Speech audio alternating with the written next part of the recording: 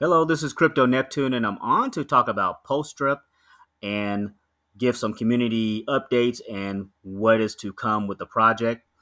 Remember, nothing I say is financial advice, and you should always do your own research. Thank you to those who like my videos, those who leave comments, and if you have not subscribed to the channel, I ask that you hit that subscribe button, as it'll greatly help me out. So, at a quick glance, it says here we're actively working to minimize gas fees for treasury bills. To achieve this, the DAO has decided not to make them NFTs. Once these changes are completed, our focus will shift to marketing efforts for increased T-bill creation. Additionally, we plan to bridge more ETH for the bonds. So, kind of a slight change in direction here. The T-bills will no longer be tradable NFTs. And that definitely was an attractive piece of it, in my opinion. It was like an attractive piece to have those kind of NFTs, kind of have those are tradable. But it sounds like the DAO was more interested in the gas fees, is what I'm reading here.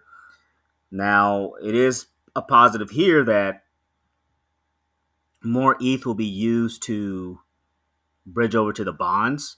So that's a win there. Maybe get some price appreciation on the H2O bonds and kind of help support those. So the marketing efforts would be crucial. How they will be able to spin this to get people to look at the T bills. It'll definitely be interesting to see how they kind of market that so that it's looked as lucrative now, given the change that it's kind of moved away from the NFT aspect. So we're interested to see kind of like what the team does with that. But on the flip side, the gas fees will be lower when a T bill is created, and more ETH will be used to kind of help the bonds. So sounds like some of the community members were having the gas fees were hurting them quite a bit when they were creating those T bills. So that's what's kind of going on there. And a positive note here: PostStrip has successfully bridged 42 million PLS from the Ethereum network into Pulsechain. So definitely a positive there. The system working as intended, getting some of that money from ETH and bridging it over to Pulsechain. The key is, can we get more of that Ethereum money coming over and helping prop up the ecosystem? Because if that could happen and bring in a whole new flood of cash flow, that'll definitely help with this ecosystem. And then, as it says here, activate the community buy and burn pool, earn rewards in ETH and PLS. So it sounds like there is a buy and burn for the ETH side for T bills, and then a buy and burn on the H2O side of things, I want to say. But cool there. So looking at the price, you pretty much know the story at this point. We are sitting at $9.66. We have essentially had a pullback since that initial H2O pump. Now, the good news is we're still up 4x plus from the initial launch price of $2. Initial launch, it went up to like $65, and then it's been ranging between 11 and 20 bucks. Then when the bonds were introduced, again, the bonds are the secret sauce to this ecosystem, because if the community all kind of wells together and supports those bonds, it'll definitely help push that price back up again. But at the same time, maybe an opportunity for folks in the community to buy some cheap PostStrip, because the name of the game is just kind of staying in this post-chain ecosystem. Because if post-chain goes on a massive run and is tied to PostStrip, and you are building your bags, you are, you know, continuing trying to increase your position, you could be sitting pretty going into 2024, going into 2025. The goal is to stay in position the best you can, not walk away and leave your faucet. Make sure you're compounding. Make sure you are adding to your position if you can. Now, this time of year is tough because this is Christmas season. People got families and stuff like that. But, so, again, but we had that nice spike up there. And then we just, since then, just kind of just retraced back, right? But that's the thing too with some of these strategies. You have to, with these high yield dApps and protocols, you have to make sure you have a profit taking strategy too, right? You're not going to just like build your bags and not take profits. You have to take profits because that's the whole point of kind of being in this. I mean, at the end of the day, PostRip is doing what it's doing. It is still paying out up to 1% per day. It's paying out up to 1% per day. Working, you're able to compound, you're able to claim without an issue. The bonds, here's the story with the bonds, right? The bonds had that on launch, it had that massive run up, right? And then ever since then, it's just been a consistent downtrend. So it was up to maybe close to $1. Then we're right around this 2-3 cent range. So back to kind of close to initial that initial launch price, right? But the cool thing is here, looks like some little small baked in buys are kind of baked into this system here, which is cool to see. And if we look on the post drip side, kind of the same thing here. It looks like this is a nice little buy here. Somebody bought a nice bag here of 166 PDRIP to increase their faucet position. So that's a good buy there, right? Somebody sold off some post drip here, but then baked into here are some little buys, which those are most likely coming from the post drip garden. Remember, the post drip garden helps support the post drip ecosystem also, because anytime you claim, a percentage of those rewards are used to buy back PDRIP. So this protocol, if done correctly, so this is kind of where we're sitting here. Here's the PLS price, says 4 zeros 4533. We're up to 1,325 faucets, right? And the Garden TVL is holding up strong at 727K. So nice to see that. Again, the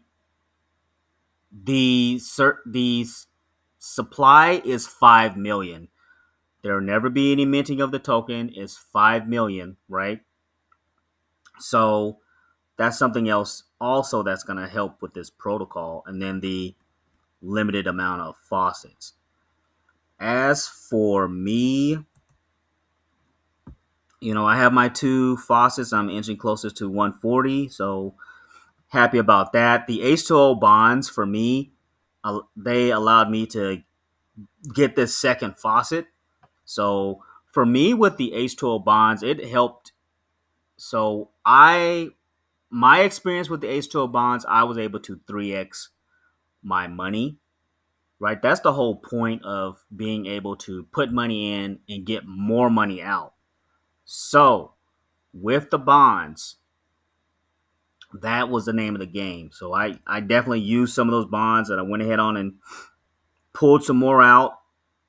I pulled some more out, and like again, it's worked for me. It's helped me get my second faucet because that I wanted to get one before we got up over past that 1300 mark. So these are definitely more valuable than kind of some of the newer faucets. So let's see. I'm not gonna click on the treasury here because that makes it switch to ETH.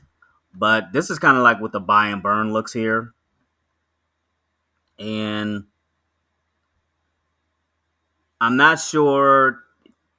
Looks like it says the available buy and burn amount. Yeah, so maybe we got to get some more details on this because it's for me it's kind of hard to understand how this is actually supposed to read. So maybe that's a little bit more homework I need to do and ask questions on that. But looks like this here is about to tick down, and maybe there's another buy and burn option that'll pop up. So we'll come back and look at that in a few seconds. And then as for me, my garden, not the biggest position, but it's doing what it's doing and creating additional passive income. Let's see.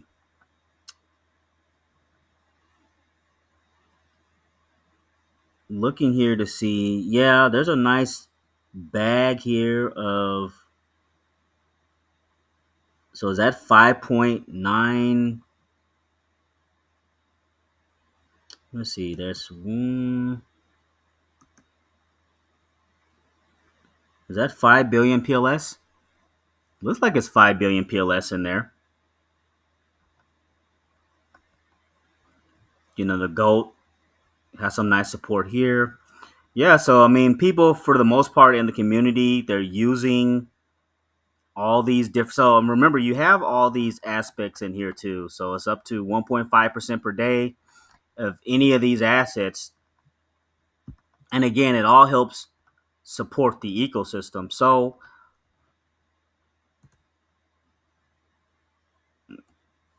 it's back. Yeah, so now it's back. So somebody must have initiated another buy and burn, which is kind of cool here. They must have put a button there. And I believe if you initiate a buy and burn, you get like 10% back or something like that. But again, more to come on how that looks there.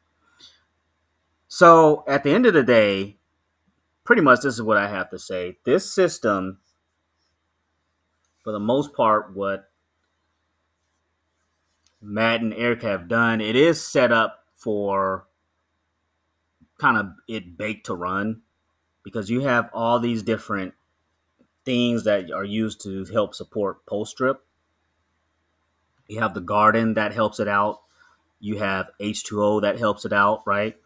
And then the T-bills, those will be used to help, support the bonds. And then once it helps support the bonds, it's gonna, help put a little bit of buy pressure on PDRIP. So at the end of the day, it's kind of in the community's hands to, kind of take this to the next level if the community wants to, right?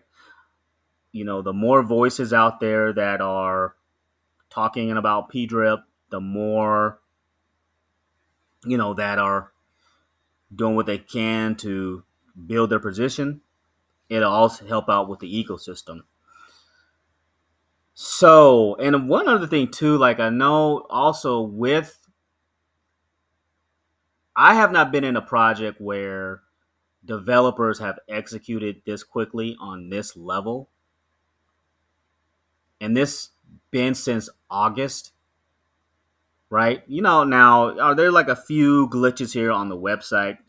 Yes, there are. The team is looking at, fixing some of these glitches in the website. The swap is for the most part, if you need to do anything with your PDRIP or H2O, you go over to PulseX, right? Which serves as a nice little alternative option to kind of do some of your swaps. Now, some of the other swaps, you can do, but I think the tax tokens is where the issue lies. But, you know, stuff happens. Everything is not going to be like a perfect type situation. You know, there are going to be issues, but again, the protocol is still running, it's still printing money, right? So, again, shouts out to the team for their at least their execution on all these different aspects of the project, right? So we will see what happens here from here. But right now, you know, at least like we went up a little bit, $9.84. But we will just kind of play it by ear with Post-Strip and the whole ecosystem. Thanks for listening, and thanks for stopping by.